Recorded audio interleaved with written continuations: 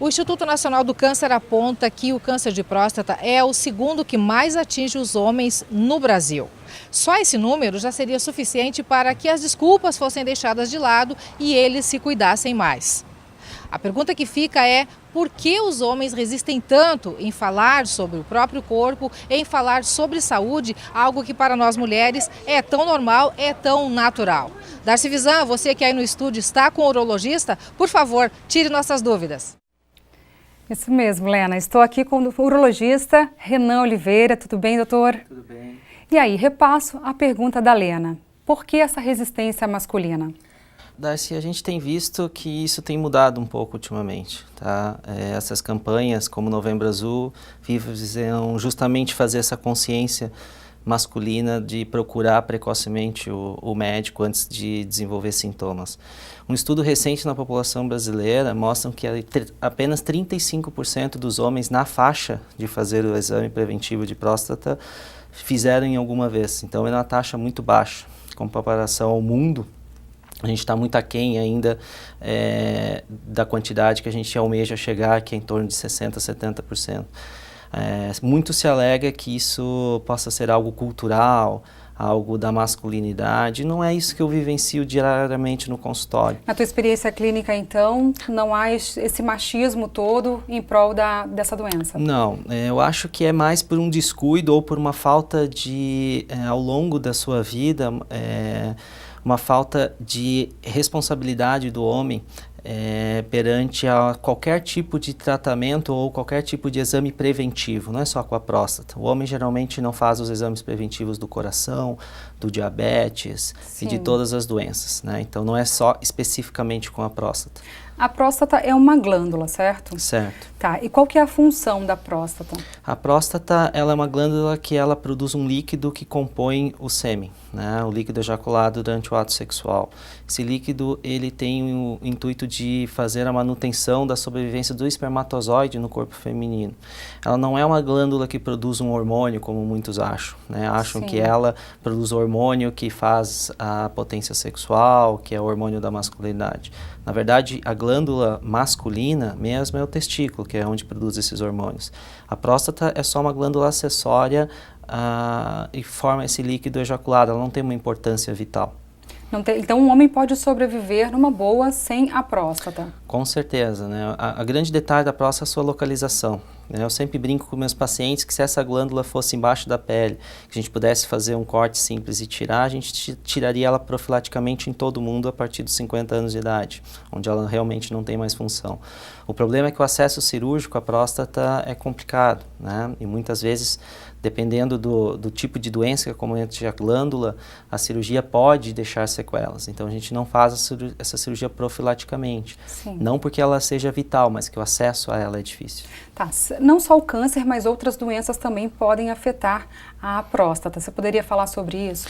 O câncer não é a principal doença que atinge a próstata, é a mais grave, né? Mas a mais comum é a hiperplasia prostática benigna, né? Que é o crescimento benigno da próstata com a idade e que gera os sintomas mais clássicos de problemas na próstata, aquela dificuldade de urinar, ardência para urinar, ir várias vezes no banheiro, ter dificuldade de esvaziar a bexiga. Geralmente esses sintomas estão relacionados mais à hiperplasia benigna de próstata, que é algo consequente do envelhecimento, do que com câncer. O câncer geralmente em fase inicial é assintomático, por isso que a gente faz os exames em buscar essa doença, mesmo quando o paciente não sente nada. Por isso a importância da prevenção e não apenas quando se sente algo. Até durante a reportagem me chamou a atenção que um dos vereadores disse que só procurou um médico porque tinha sintomas e aí se assustou. Às vezes precisa ter esse susto aí de sentir alguma coisa para procurar. Essa é a questão que eu te falei do homem, né? Que ele não está acostumado a fazer os seus exames preventivos como a mulher está desde jovem, né? Isso é uma coisa que a gente discute na Sociedade Brasileira de Urologia, de incentivar os pais a começarem a levar os meninos, a partir da puberdade, a já conhecer um urologista com o intuito de ele criar esse vínculo para que na fase adulta e principalmente na fase da idade mais avançada, eles tenham essa cultura de fazer os exames antes de sentir alguma coisa.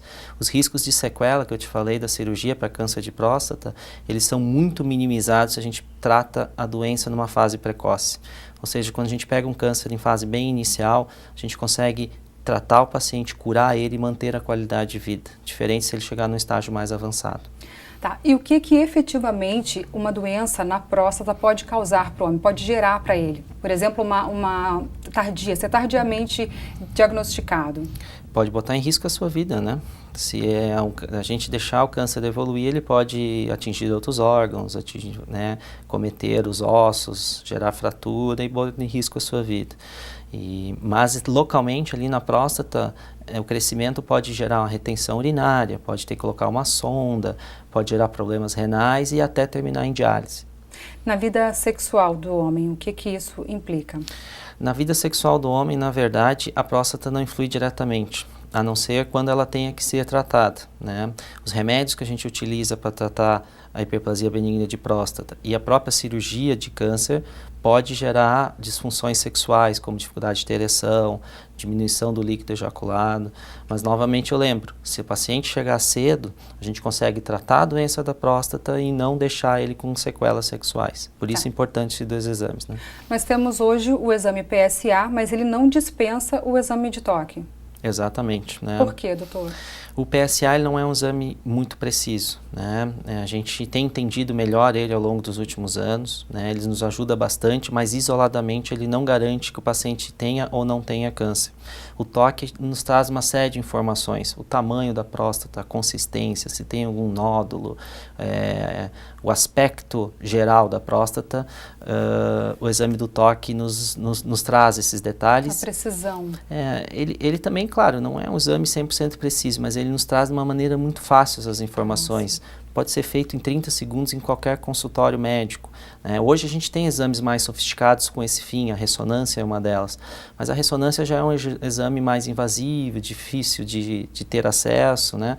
Então essas informações iniciais ali no consultório podem ser tiradas facilmente com o exame do toque retal, que é um exame indolor e rápido e bem, que nos traz uma série de informações. A recomendação é a partir de que idade para fazer o exame? Isso tem mudado, né? Sim.